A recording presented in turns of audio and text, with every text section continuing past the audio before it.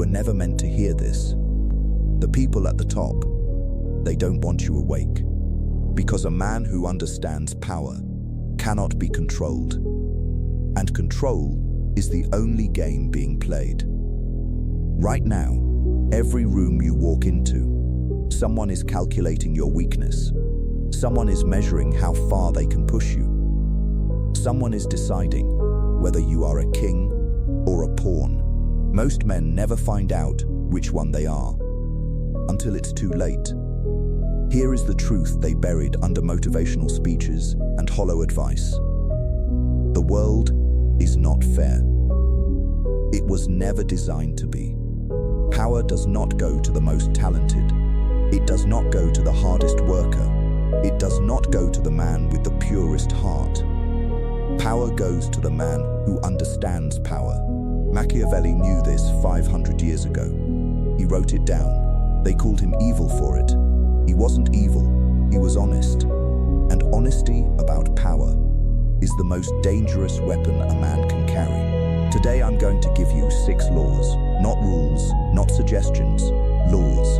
The kind that separate men who move the world from men the world moves over. Sit with this, because nothing after this moment will look the same.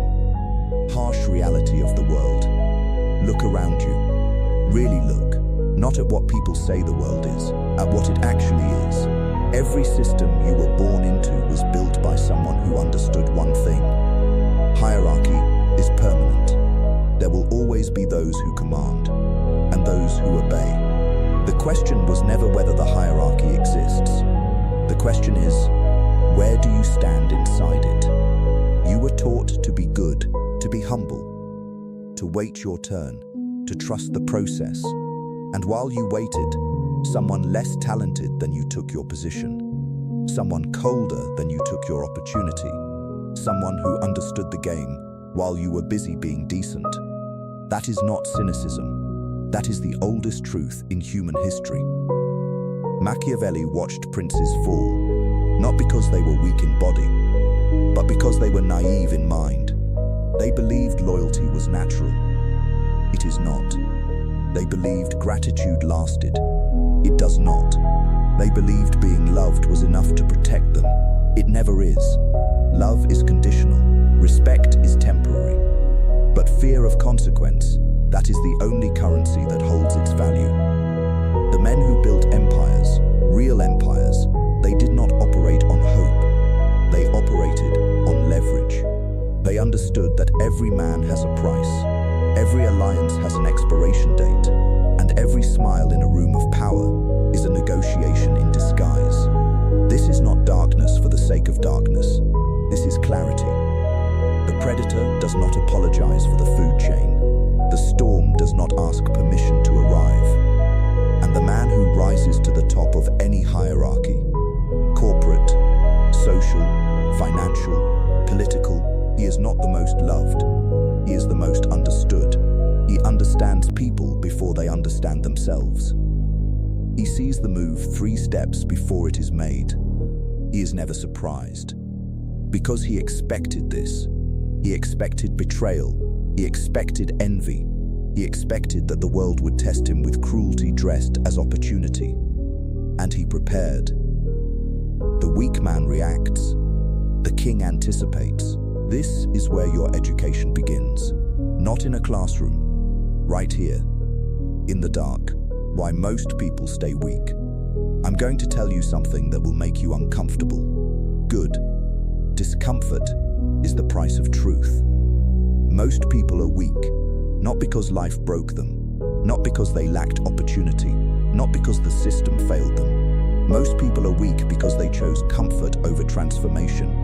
Every single day, in the small moments nobody watches, in the decisions nobody applauds, in the silence where a man either builds himself or slowly destroys himself with excuses. That is where weakness is born. Not in tragedy, in softness. Machiavelli understood this with surgical precision. He wrote that men will sooner forgive the death of their father than the loss of their inheritance. Read that again. He wasn't being cruel. He was describing the raw mechanics of human motivation. People protect what they value, and most people value comfort, validation, belonging, not power, not mastery, not freedom, comfort. And comfort is the most elegant prison ever constructed. It has no bars, no guards, no chains. It just has a couch, a screen, a little dopamine drip of approval from people who are just as lost as you are. And you stay, because leaving means pain. Leaving means uncertainty.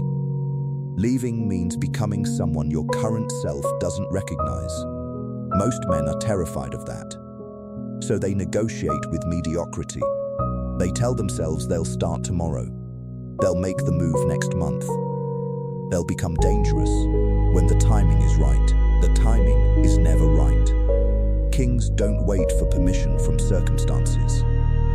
Here is the second reason most men stay weak. They are addicted to being understood.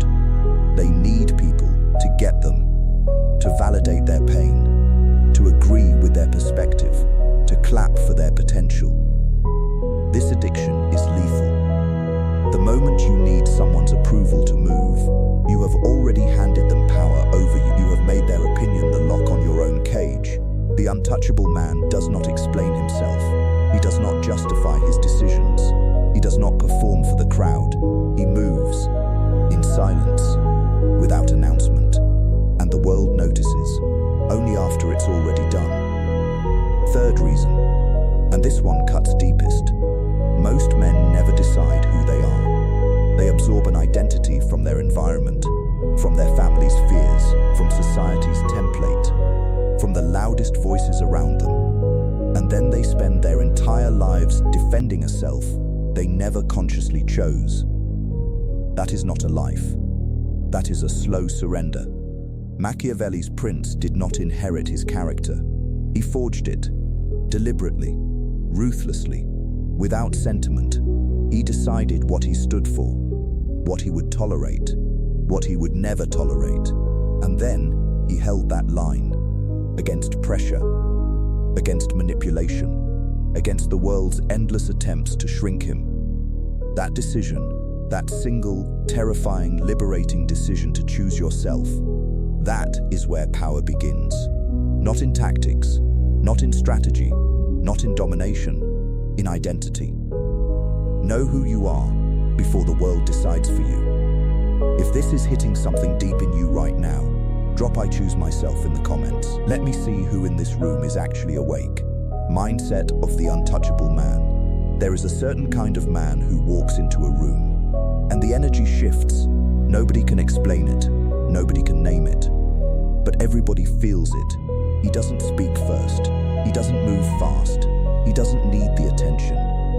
And yet, he has all of it. That man is not lucky. He is not naturally gifted with charisma. He is not performing confidence. He has simply mastered something that most men will spend their entire lives running from. He has mastered his inner world. And because his inner world is controlled, the outer world bends toward him. This is not mysticism. This is psychology. This is Machiavellian architecture applied to the self. Let me break down exactly how this mind operates. First, he has no attachment to outcome. Most men are hostage to results. They need the deal to close. They need the woman to respond. They need the validation to arrive. And that need radiates from them like a signal. People feel it. Predators exploit it. The untouchable man operates differently. He prepares with obsession. He executes with precision. And then he releases. He is not cold toward life. He is free from desperation. There is a difference. Desperation repels power. Detachment attracts it. When you no longer need the outcome, you perform at your absolute highest. Your decisions become cleaner. Your presence becomes stronger. Your negotiations become lethal. Because you are willing to walk away. And the man who is willing to walk away always holds the most power in the room. Second, he thinks in years, not days. The weak man is enslaved by the immediate. The insult that happened this morning. projection that is still living rent-free in his mind. He is emotionally living in the past while trying to build a future. That is an impossible architecture. The untouchable man thinks differently. He looks at his life like a chessboard seen from above. Every setback is a repositioning. Every loss is information. Every enemy is a lesson in strategy. He is not reactive. He is cartographic. He is always mapping, always calculating. 3 moves ahead, 5 moves ahead. Machiavelli's greatest warning was this: men who only think about present dangers are destroyed by future ones. Read that and let it land. The crisis that will break most men in 5 years is already visible today to the man who is looking. Train your mind to see further than your emotions will allow. Third, he controls the narrative of himself. In a world of perception and psychology, the story people tell about you is a weapon. Either you hold that weapon, or someone else does. The untouchable man is deliberate about his image. Not vain, not performative, strategic. He reveals only what serves him. He conceals what could be used against him. He never over-explains, never overshares, never hands someone the blueprint to his vulnerabilities. Machiavelli wrote that a prince must be both lion and fox. The lion to crush those who challenge him openly. The fox to outmaneuver those who come with traps and smiles. Most men are neither. They are neither strong enough to confront, nor clever enough to navigate. They are simply available. Available to be used. Available to be read. Available to be discarded when their usefulness expires. Refuse that fate. Fourth, he has a code, and he never breaks it. This is perhaps the most misunderstood element of true power. People think powerful men have no principles. That ruthlessness means chaos. That dominance means disorder. Wrong. The most dangerous men in history were the most disciplined. Their ruthlessness was not random. It was precise. They had a code, a cold, unshakable internal constitution that governed every decision, what they would do, what they would never do. What lines, once crossed by others, would be met with absolute consequence. That code was not weakness dressed as morality, it was architecture. The architecture of a man who cannot be manipulated, because he already knows exactly who he is and what he stands for. Build your code, engrave it somewhere no one else can touch it, and then live by it with terrifying consistency. Because a man of consistent principle in a world of shifting loyalties is the most powerful thing in any room. This is the mindset. Not a mood, not a phase, a permanent restructuring of how you see yourself and the world. If you're ready to carry this mindset, comment, "I am untouchable," right now. Say it like you mean it. Because one day, you will. Power of silence. I want you to think about the most powerful man you have ever encountered in your life. Not the loudest, not the most aggressive, not the one who dominated every conversation and demanded every eye in the room. The most powerful. Chances are, he didn't say much, and what he did say, you still remember. That is not coincidence. That is the oldest law of power that most men violate every single day without realizing the damage they are doing to themselves. Silence is not emptiness. Silence is architecture. It is the deliberate construction of mystery, authority, and psychological weight. And in a world that never stops talking, the man who controls his silence controls the room. Let me show you what silence actually does. When you speak less, people listen more. This is not a theory. This is neurological. The human brain assigns higher value to rare things. Scarcity creates worth. The man who speaks constantly becomes noise, background sound, predictable, ignorable, forgettable. But the man who chooses his words like a surgeon chooses his instruments, precise, intentional, never wasted. Every time he opens his mouth, the room leans in. They have been conditioned conditioned by his silence to treat his words as significant. Because they are. Machiavelli understood that words are one of the most dangerous weapons a man can wield carelessly. He wrote that it is better to be feared than loved, but the truly wise prince understood something even deeper. It is better to be mysterious than either. Because fear can be challenged, love can be withdrawn. But mystery cannot be conquered. You cannot attack what you cannot fully understand. You cannot manipulate what you cannot fully read. The silent man is a fortress with no visible entrance. Now let me tell you what over-talking actually costs you. Every time you over-explain yourself, you are handing someone a map to your insecurities. Every time you fill silence with nervous words, you are signaling that the silence made you uncomfortable. And discomfort is weakness made visible. Watch what happens in negotiations. Watch what happens in confrontations. Watch what happens when two people sit across from each other and one of them simply refuses to break the silence first. The one who speaks first has already surrendered psychological ground. They have revealed that the tension was unbearable for them, that they needed resolution more than the other person did, that they were, in that moment, the one with more to lose. Never be that man. Train yourself to sit in silence the way a predator sits in stillness before the strike. Not anxious, not performing calm, actually calm. Because you understand that silence is not a void to be filled. It is a pressure to be applied. There is another dimension to silence that most men completely overlook. The silence of your personal life. What you share, what you don't. Your plans, your moves, your ambitions. Most men announce their goals the moment they conceive them. They tell their friends. They post about it. They perform their future self before they have built him. And in doing so, they release the psychological tension that would have driven them toward it. Studies show that announcing a goal gives the brain a premature sense of accomplishment. The identity reward arrives early. The actual work never gets done.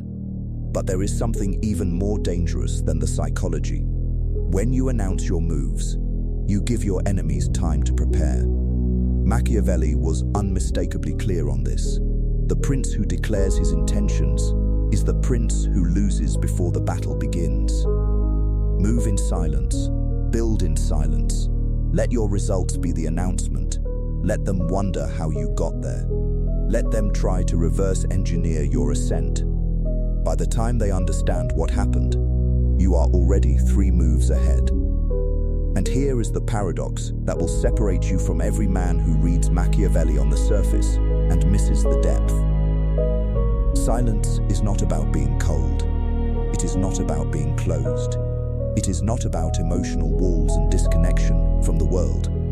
True powerful silence comes from fullness, not emptiness.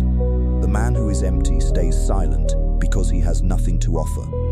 The world sees through that immediately. But the man who is full of vision, full of discipline, full of calculated purpose, he chooses silence because he understands its value. He is not withholding because he is afraid. He is withholding because he is strategic. There is a mountain of difference between those two men.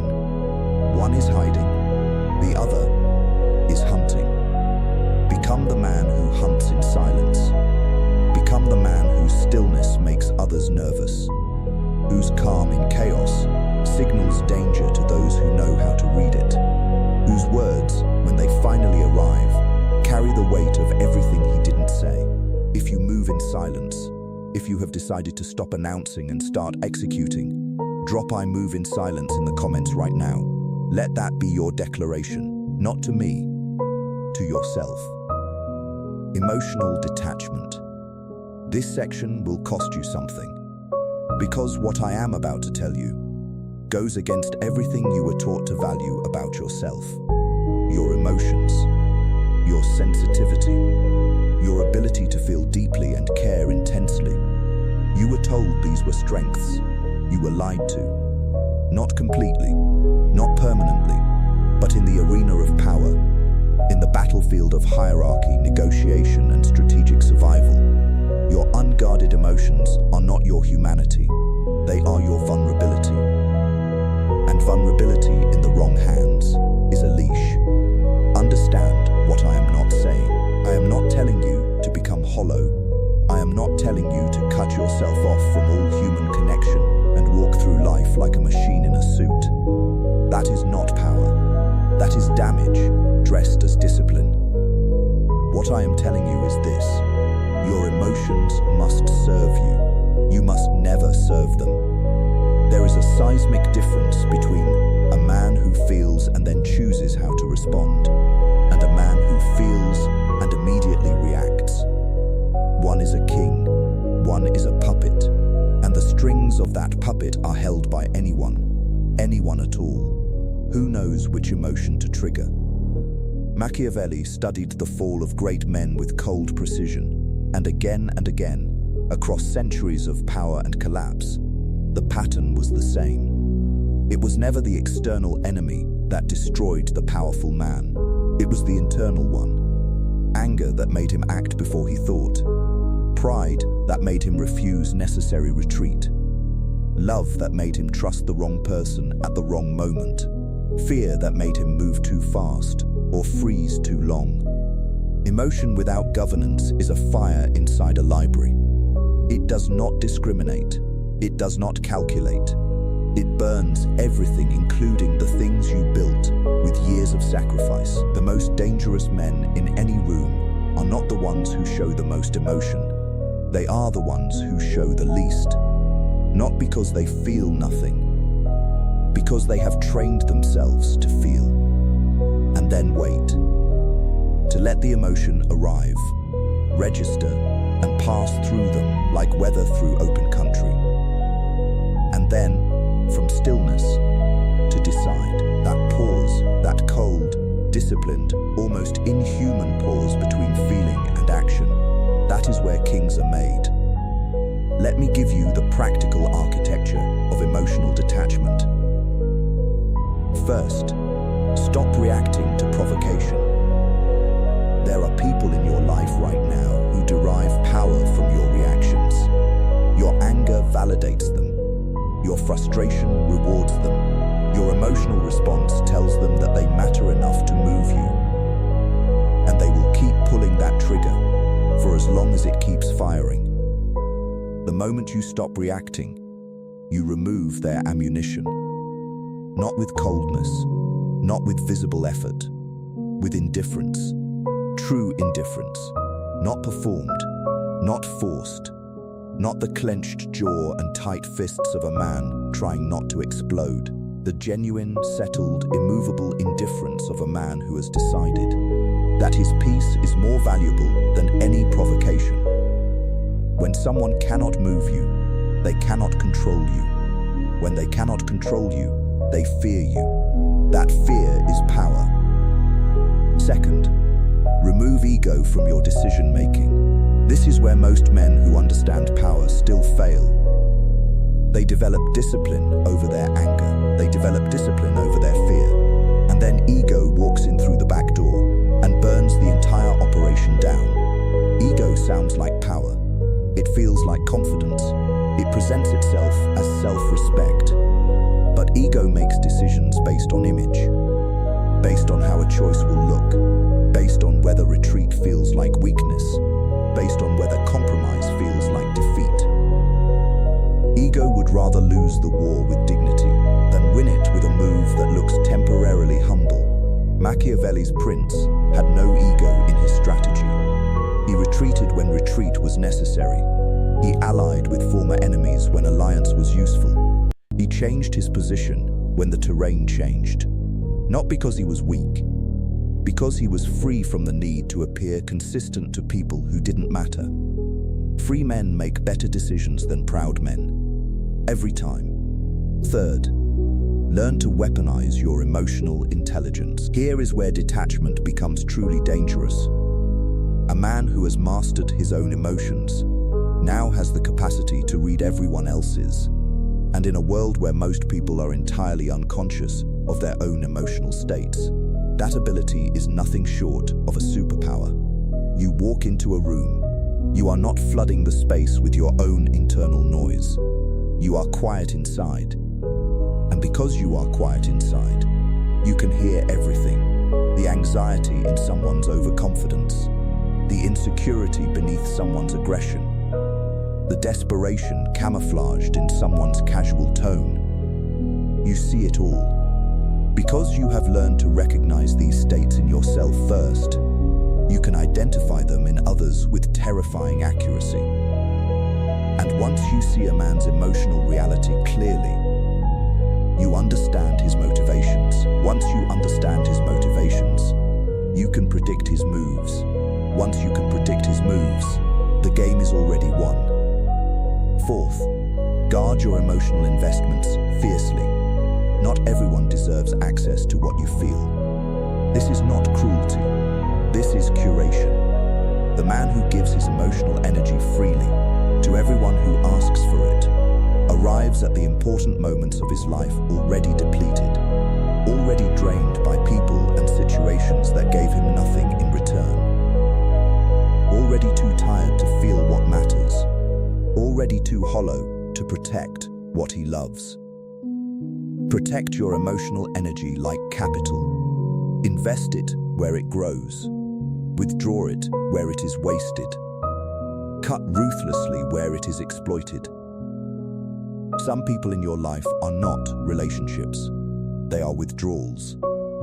And a man who allows endless withdrawals with no deposits does not end up broken dramatically.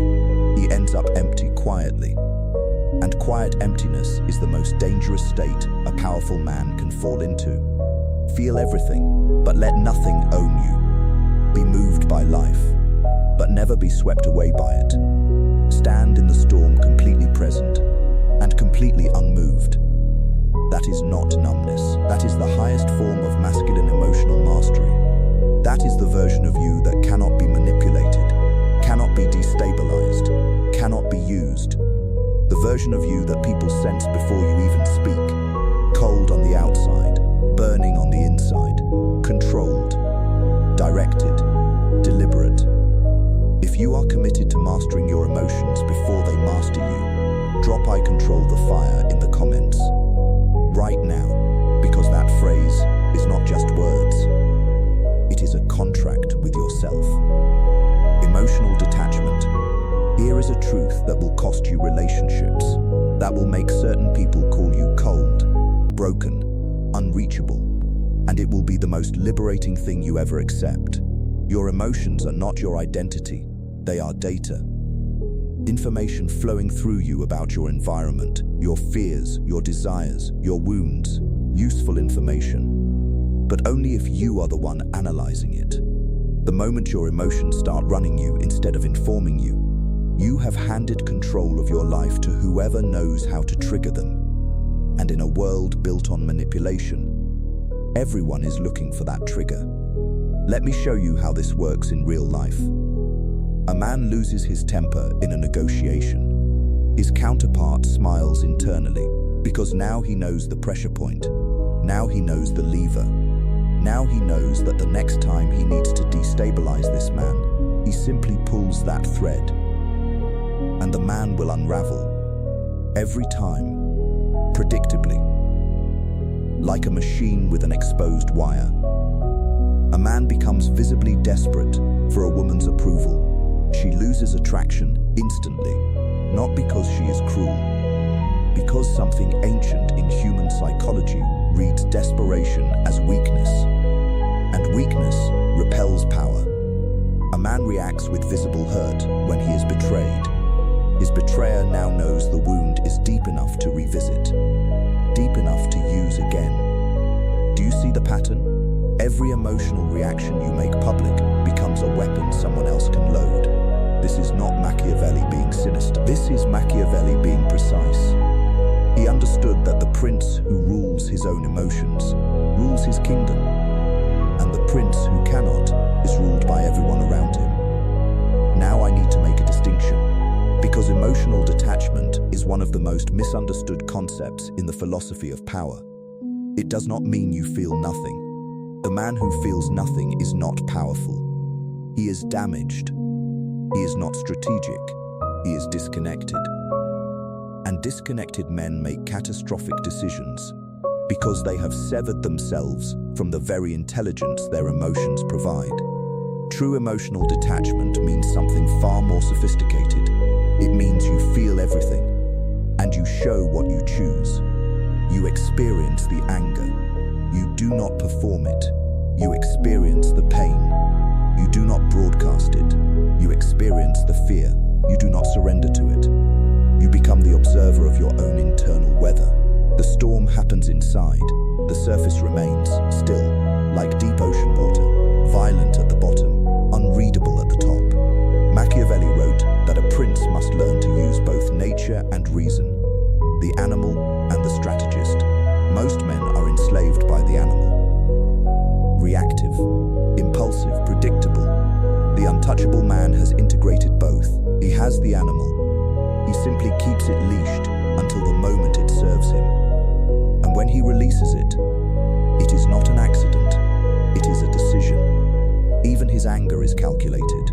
Even his vulnerability, when he chooses to show it, is deliberate, designed to build trust, to lower guards, to open doors. Every emotional expression is a chess piece, placed, timed, purposeful. Here is where the real transformation happens. When you stop reacting emotionally to every provocation, something profound occurs. People cannot find you, not physically, psychologically. They throw insults. You remain unmoved. They create drama. You remain uninterested. They test your patience. You remain architectural, and they begin to feel something they cannot name. A strange combination of frustration and respect, because they cannot destabilize you, cannot read you, cannot predict you. And what cannot be predicted cannot be defeated. This is where your power compounds daily. Every time someone tries to provoke a reaction and gets stillness instead, your psychological authority grows. Every time you choose response over reaction, you are training the world to treat you differently. People begin to sense that you operate on a different frequency. That ordinary manipulation does not reach you. That emotional theater does not interest you. That you are playing a game with a longer timeline than they can comprehend. And slowly, inevitably, they stop trying to play games with you. Because losing gets exhausting. There is one final layer to emotional detachment that most men never reach. Detachment from your own ego. This is the summit. The ego wants to be right, wants to be seen, wants to be validated. And the ego will sabotage your greatest opportunities to protect that fragile need. It will make you argue when silence would have won. It will make you retaliate when patience would have destroyed them. It will make you prove yourself to people who are not worth the energy of your proof. Kill the performance. The king does not explain himself to the court. He simply rules. When his decisions are questioned, he does not defend. He does not justify. He does not seek understanding from those who were never capable of understanding him. He simply continues, unmoved, unbroken, unbothered. This level of control is not born. It is forged. In every moment you choose discipline over impulse. In every silence you hold when the ego screams to speak. In every room you leave without giving them the reaction they came for. Forge yourself in those moments. Because the man on the other side of that process is genuinely dangerous. Not to others, to limitation itself. If you are committed to mastering your emotions before your emotions master you, comment, "I control the storm right now." That is your internal oath. Say it.